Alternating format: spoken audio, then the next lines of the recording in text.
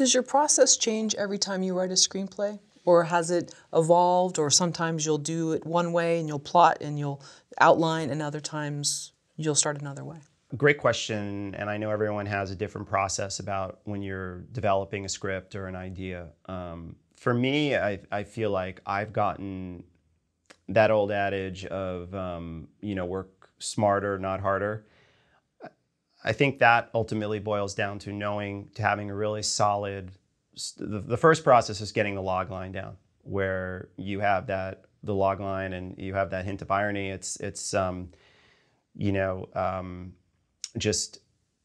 boiling it down to a sentence that you can pitch to somebody. Like, what's it about? And, people get it right away. From there, once I think you have that locked in, then it's a matter of really breaking it out into, the main components of the story and the structure. For me, that is where I've really become a lot more fastidious with my process of, knowing, like, again, what's the hard turn? What's what's that inciting incident? How does it affect the character? What's sending them off to that first act turning point? Then from there to the midpoint, and then into Act 3 and how they're changing along the way. I think it was, I'm sure like every other writer, obviously read the Blake Snyder, Save the Cat. And I think, honestly, that's probably the most comprehensive book on screenwriting. I recommend that anyone who's looking to break in, I always tell them to get, Save the Cat. Save the Cat goes to the movies, because I think Blake Snyder was really onto something. So I really do follow, I believe it's the 16 major beats that he laid out in there, and their purpose. And for me, that really, I think, I was going in that direction before I read the Blake Snyder novel, but certainly after. And he was also such an inspiring writer, Blake Snyder was.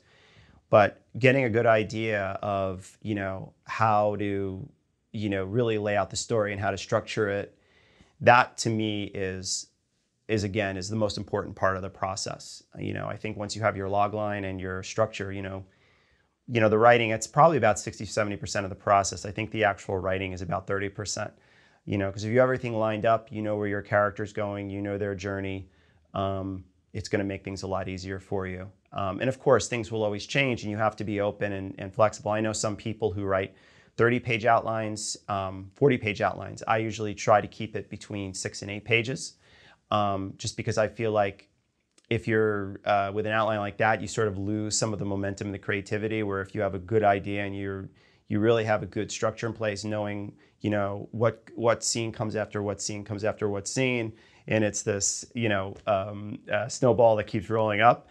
If you keep it tight in that outline, and then from there you can use that and then just transfer it to the final draft or the actual script. I think then you have good momentum to keep the creative flow going, for sure, and leaving yourself room for some flexibility, because things will always come up, and certainly has in anything that I've ever written. And how long did you work on the log line for Take Back?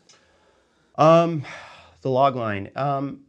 That one actually came fairly quickly. I don't recall, because it's been some time, but I think after really sort of attending that particular church service, it came pretty quickly. And, again, I pitched it to my manager at the time and gave him a very bare bones idea of where I wanted the story to go.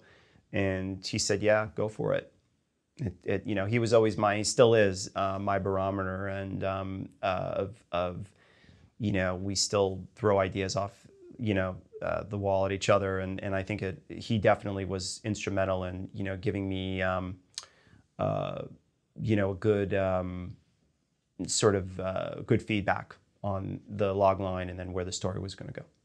Do you remember the exact log line? The exact.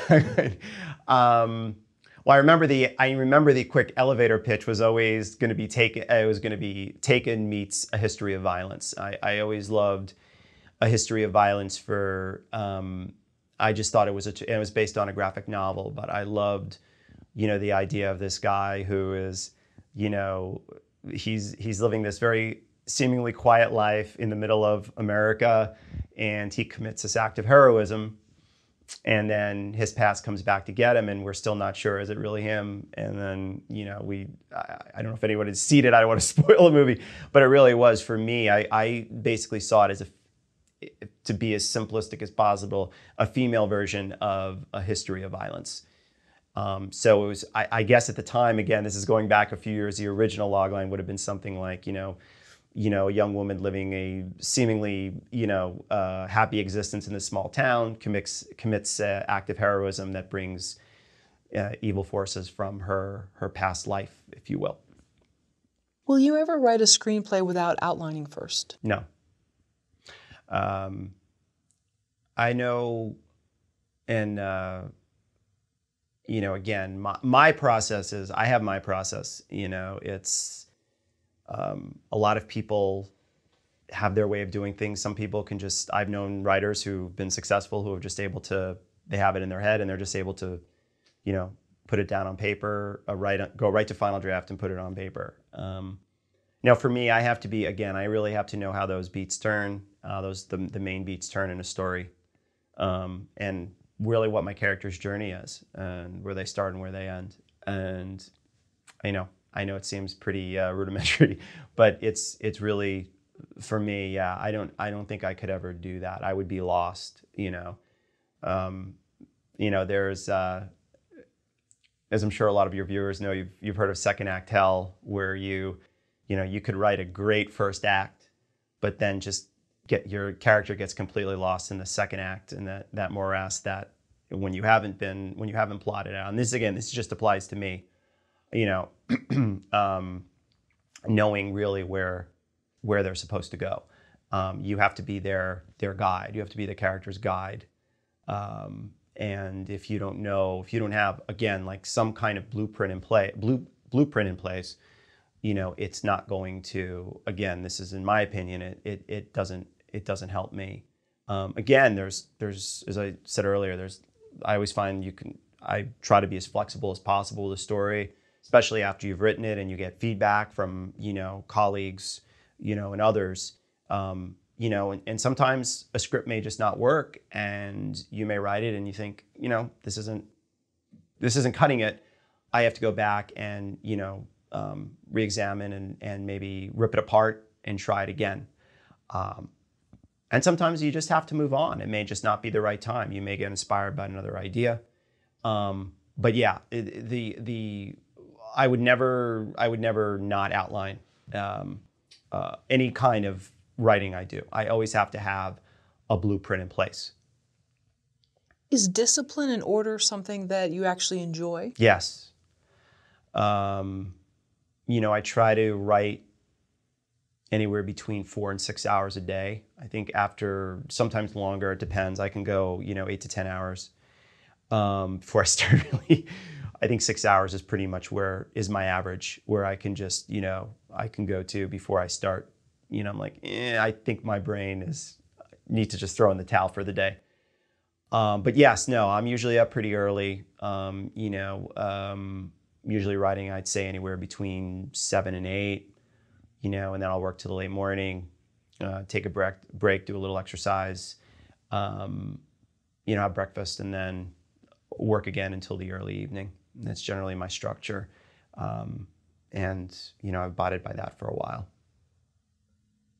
I know you talked about martial arts earlier, Yes. and that's something that's part of your life. Yeah, I know. Martial arts is a big part of my life, and I've been training for over 10 years, and this sort of ties into everyone's process is different. There was always this not so much in our community, but in other, I've heard of other people who train in martial arts saying one might be better than the other, and if you're doing some martial art, it's great, because I feel like they're so wonderful for the mental, physical, and spiritual side of someone to help them. As it is with writing, everyone has their own process, and whatever it might be, however you do something or however you feel is, and if that works for you, then God bless.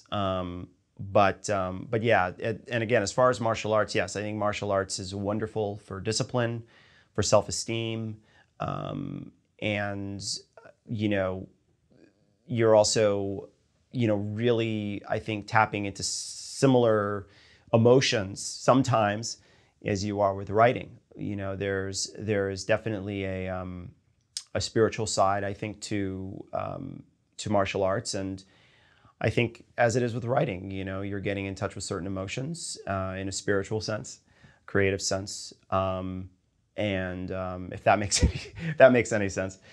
But yeah, I feel that in a lot of ways they, you know, they run, and there's a parallel to both of them for sure. One helps the other. Right. Speaking of spiritual, I think the writer of The Exorcist, and forgive me, I'm blanking on his name, and I enjoyed. Was it William Peter Blatty? Yes, I think so. Yeah. Blatty, right. And he said there's a rhythm. Or was that the writer of Jaws? I'm not sure. I know. You know, no, I read The Exorcist and I read Jaws. You know, Oh, when okay, the books. okay, I right. think it was William Peter Blatty who wrote The Exorcist. I thought so, yeah. And he said, and he was a very spiritual man, and Yeah. he said that there was a good writing has a rhythm. Yeah. And I was wondering if there's almost a correlation between that and then the martial arts, because you're getting into some sort of a flow. And Absolutely. You know, for me, you know, aside from the joy that I get from my wife and my my daughter and my stepchildren, there are and family, and when New York sports teams are actually good, there's definitely a high I get from writing.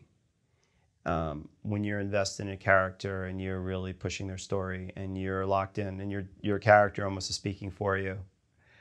And I've heard a lot of other writers talk about that. And I think early in my career, I'm like, you know, what are you talking about? But I think after you've done it for a while and you, again, have a good sense of where, again, you have a good structure in place and you know where your story is going, the characters in a sense will start talking for you. You know where they know.